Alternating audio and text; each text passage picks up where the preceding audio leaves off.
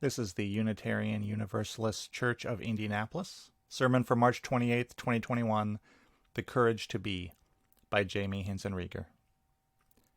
Just a note, before listening to today's sermon, you might want to listen to the music video I Am Samantha by Benjamin Scheuer, available on YouTube. There's a poem by Mary Oliver called The Journey. It goes like this. One day you finally knew what you had to do and began. Though the voices around you kept shouting their bad advice, though the whole house began to tremble and you felt the old tug at your ankles. Mend my life, each voice cried, but you didn't stop. You knew what you had to do. Though the wind pried with its stiff fingers at the very foundations, though their melancholy was terrible, it was already late enough. And a wild night, and the road full of fallen branches and stones. But little by little, as you left their voice behind, the stars began to burn through the sheets of clouds.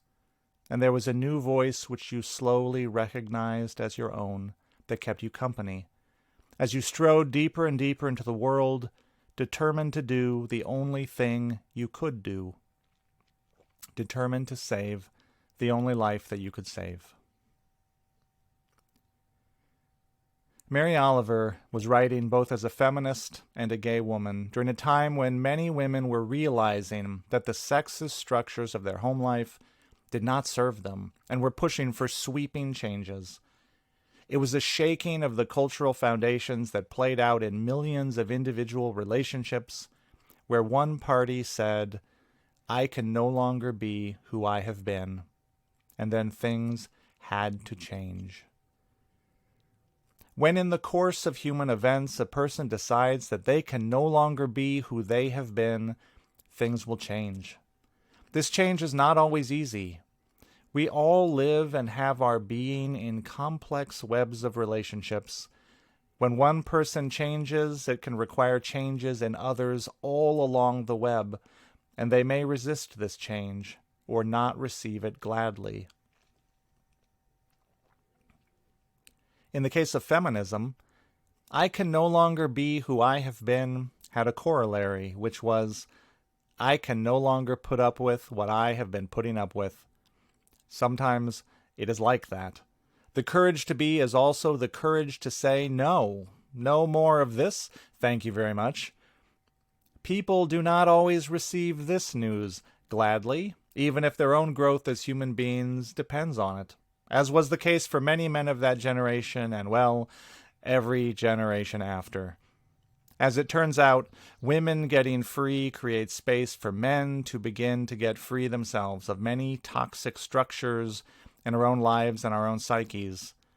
Even though that isn't the point, and even though this project is, shall we say, incomplete. It is often like this. When one group of people begins to get free, everyone gets freer. As human beings, we have a deep need to be seen and honored for who we are. We have a need to live authentically.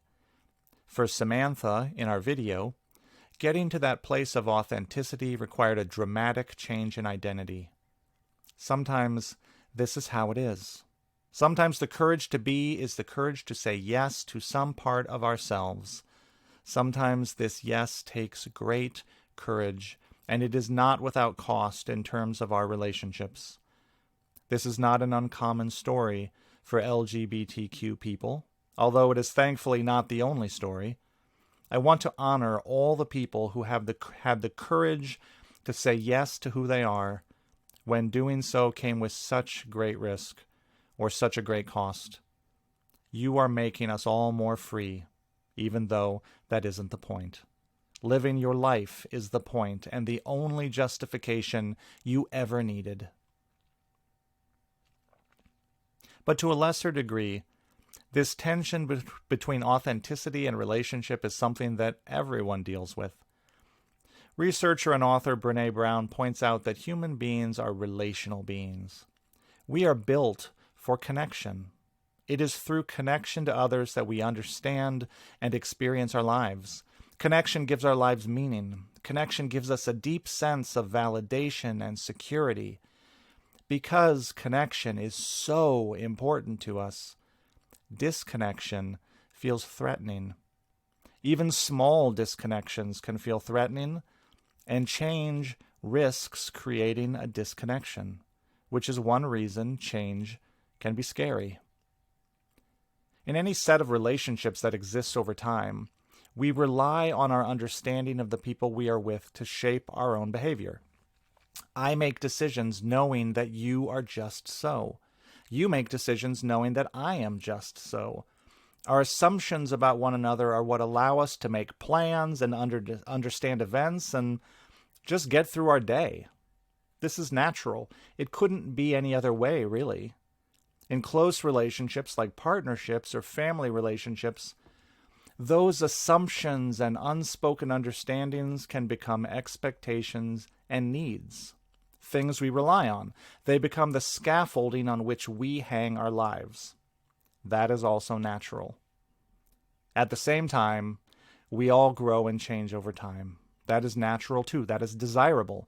But as a result, the existing structures that have been built up around us, by ourselves, by the people we're with, can stop working for us. The scaffolding stops being a support structure and becomes more and more a cage. It can take a while for this fact to penetrate our consciousness. We may resist noticing it or naming its meaning for us, because to notice it or name it is to invite change, which risks upsetting the scaffolding of other people's lives, which risks disconnection, and disconnection is scary. When we change, we disrupt other people's lives, sometimes in small ways, sometimes in big ways. Other people do not always receive that gladly. But people are resilient and adaptive. The one thing we were never promised in life is that things would stay the same. No one is owed that. When other people change, it disrupts our lives, sometimes in small ways, sometimes in big ways. We do not always receive that gladly, but we can take it. We are resilient and adaptive. The one thing we were never promised in life is that things would stay the same. No one owes us that. We are entering a year of significant change. This past COVID year was a year of disruption. Now, disruption is not necessarily the same as change. Disruption is this feeling that normal has been put on hold, that everything has been temporarily scrambled, and it invites the idea that normal can be restored. We all can't wait for things to go back to normal, but that is an illusion. Nothing is going back to normal, really. And that is not a bad thing. What passed for normal was not so great for a lot of people in this country. But this coming year of re-entry is going to be a time when some of that disruption will be transmuted into lasting change. Many people will be reevaluating the structures of their lives. Maybe that includes you, or your partner, or your children, or your employees. We've learned things about ourselves over the past year. We've changed. The scaffolding of our lives may no longer support us so well, or we are learning that it never did. Let us then risk to change it. Many of us will be reevaluating the structures of our communities or our institutions, noticing how many needs have been unmet, how many people left out of the circle of care. The scaffolding of our society may no longer support us so well, or we are learning that it never did. Let us then risk to change it. Our Unitarian Universalist principles both invite us and challenge us to lead authentic lives and show up as our authentic self. Our third principle is acceptance of one another and encouragement to spiritual growth. Our fourth principle is a free and responsible search for truth and meaning. Our fifth principle is the right of conscience, a right we are meant to exercise.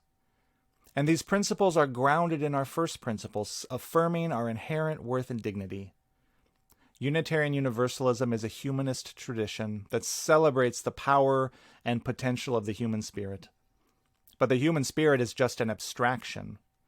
We find its expression in the actual people around us, in each unique, unrepeatable, singular being who is living out with us this story of what it means to be human. Our tradition affirms that you matter. You matter in your own right, and you are a gift to the people around you. There is no one else who can bring to the world the things you can bring to it. There is no one else who has your spirit. And so it matters that your spirit is free. It matters to you, of course, but as it happens when we free ourselves, we free others. When others free themselves, we are freed. To be who we really are, to be true to our own spirit, is one of the great gifts we can give each other and the world. Let us navigate this year of change with compassion and kindness, but even more so, let us journey together with courage. The courage to live authentically, the courage to be. Blessed be, and amen.